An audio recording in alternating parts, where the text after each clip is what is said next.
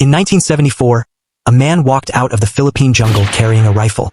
He was thin, sunburned, and completely calm. His uniform was rotting off his body. He had been fighting a war for 29 years, ambushing supply trucks, burning rice fields, killing people. The villagers around him had learned to stay inside when he was near. What nobody had managed to tell him, or what he had refused to believe, was that the war he was fighting had ended before most of his victims were even born. His name was Hiroo Onoda, and he wasn't the only one. This isn't a story about crazy people. It isn't a story about men who lost their minds in the jungle. It's a story about what happens when you train human beings so completely, so thoroughly, that reality itself stops being able to reach them. And it starts with understanding what the Japanese military actually built. During World War II, Japanese soldiers were not trained the way most armies train soldiers. Most armies teach you to fight. The Japanese military taught you to become something else entirely. Surrender was not an option. It wasn't discouraged. It wasn't frowned upon. It was considered a form of death. A disgrace so complete it would follow your family for generations. Soldiers were told that the enemy would torture and humiliate prisoners. That dying in battle was honorable. That continuing to fight, no matter what, was the only acceptable outcome. They weren't brainwashed in the dramatic movie sense. They were simply raised inside a system where surrender was literally unthinkable. And when you make something unthinkable, the mind finds other explanations before it accepts the unthinkable one. That's the key to everything that follows. The war ended on September 2nd, 1945. Japan surrendered. Hirohito spoke on the radio.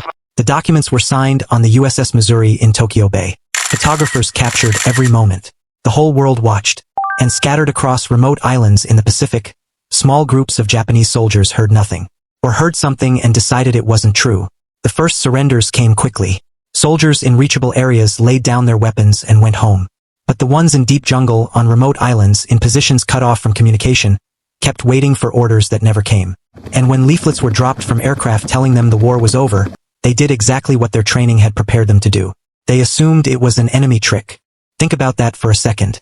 The logical conclusion, given everything they had been taught, was not the war ended.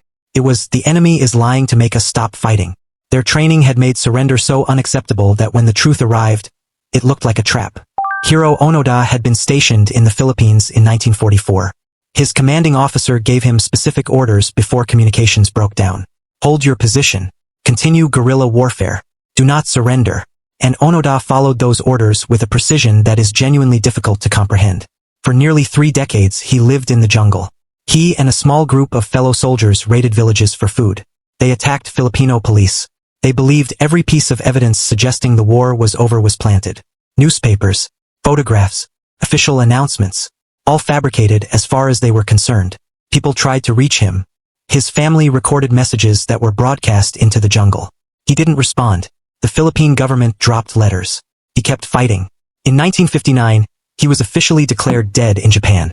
He was very much alive, ambushing supply routes in the Philippine jungle. By 1972, his last remaining companion had been killed in a firefight with Filipino police. Onoda was alone. He kept going.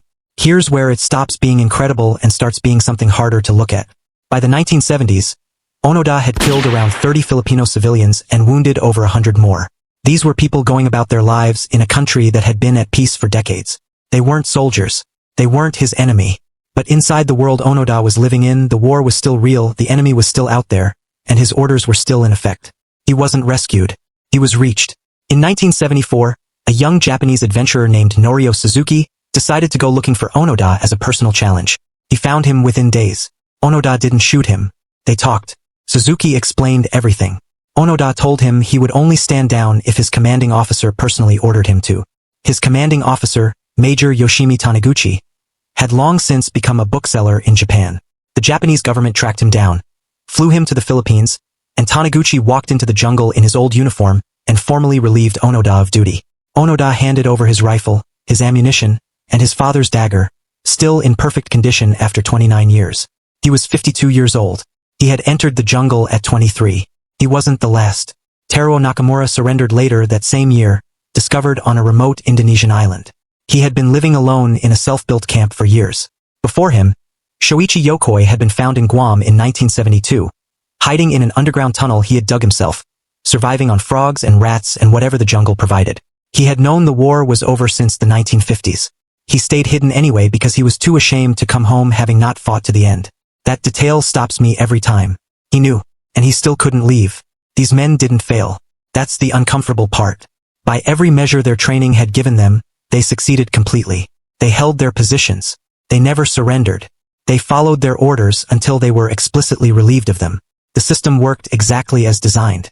The problem was that the system was designed for a war that had ended, and nobody had built an off switch. There's something in that worth sitting with. These soldiers were handed a reality, told it was the only reality, and then left alone in the jungle with nothing to challenge it.